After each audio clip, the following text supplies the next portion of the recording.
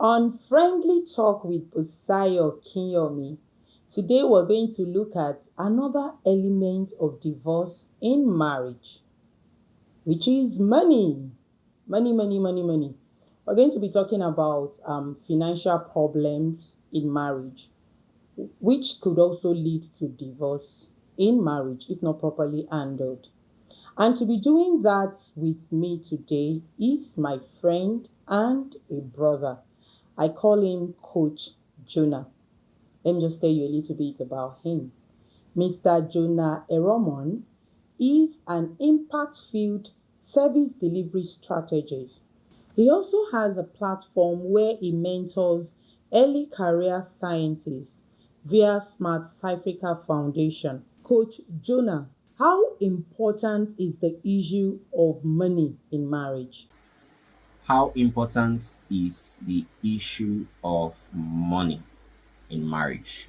That question is relative. And in my opinion, as a man, I personally will not want to go into marriage if I don't have the capacity, financial capacity, to be able to carry the responsibility or carry the expenses of an extra person in my life. So I would say money is important. You don't want to bring somebody into your life and you are barely able to survive. So for me, it is important. Money is important in marriage, very important in marriage. You shouldn't be a billionaire or a millionaire. You should just have the basics. You should be able to cater for yourself and cater for someone else. Thank you as well, Coach. My take on that, money is important in marriage. You don't have to have it in billions. And you could if God blessed you with it. But you need the basics. To my second question, Coach Jonah, since money is important, how can couples effectively manage and grow their resources? Planning, planning. How can you grow your resources? How can you effectively grow your resources? Now, skill development, personal development, and in all of this, you need to be able to plan. What do you have? What do you have on the table? What are you bringing to the table? This is what I have. This is what I've brought to the table. How can you use what you have to make do with what you want? How can you effectively use what you have, right, to create what you want? Now, the question effectively manage and grow resources has to do with you understanding. Okay, so if you want to effectively grow and manage resources, you first of all need to understand what resources you have. What is it that you have, right?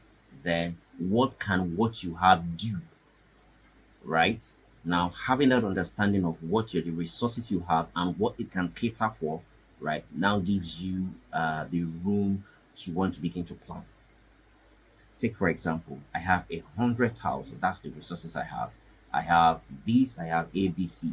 Now, what can this do? How can I use this to get more? Right?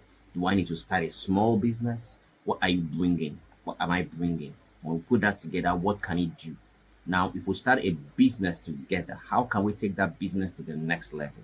Right? If you are working, if you are a working professional, and I'm also a working professional, right? How can we combine our resources to achieve what we want? It's all about planning. It's all about understanding. It's all about having looking at the same thing and taking your marriage to the next level. Planning, I completely agree with you. Planning, planning, planning. There's a saying that when you fail to plan, you're planning to fail. As a couple, you should ask yourself, what do we have? And what can we make out of what we have? You need to do self development, you need to do planning, and you can take it to another level from there. Since we're talking about money being an element of divorce in marriage, how can couples prevent money from being an issue in their marriage? Now, here's my perspective. First and foremost, you need to understand how each person approaches the issue of money. Perspectives differ. So, what is my perspective? What is your perspective? Do you plan before you spend, or do you spend before you plan? That's one thing you need to consider at first. Then, secondly, You also need to understand that somebody has to be responsible or be in charge of the finances in the home, right? Now, this is not a matter of who is the man or who is the woman. The question is who is a better planner, who is better at managing the finances. It doesn't mean matter if it's the I've seen couples where the woman is better at managing the finances of the home. I've seen homes where couples where the man is better when it comes to managing the finances of the home. It's not a matter of the being at the head. It's a matter of who is better at managing it. So once you have that understanding, I think it reduces the challenges, right, about finances in the home. Do you plan before you spend, or do you spend before you plan? Just to add my opinion to his answer, in your marriage, you need to identify who is the spender and the saver. It will help you to manage your money properly. Thank you so much, Coach Jonah. So, my final question will be if you have any other advice for us on this issue of money management in marriage. I haven't been married now for a while. Okay, been married for about 13, 15 years now, thereabouts. My advice to couples will be that while money is a vital issue when it comes to marriage, it's actually a vital issue. My advice would be for couples to always talk about whatever challenges they are facing, right? Don't keep quiet. Don't assume, which is one of the perspectives or the a lot of people assume. They assume that their spouse should know. Don't assume. You talk about it. If you perceive that this is a problem, talk about it and resolve it. Come to a common ground. The fact that two people from different perspectives, different homes, different trainings, different environments are coming together to share a common space, there are bound to be issues.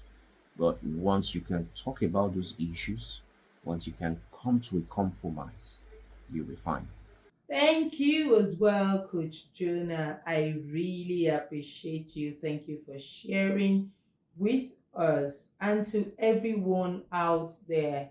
Talk about your issues, communicate, do not assume. Do not assume. Make sure you talk about your issues, because we grow when we talk. And I just want to say thank you and bye for now.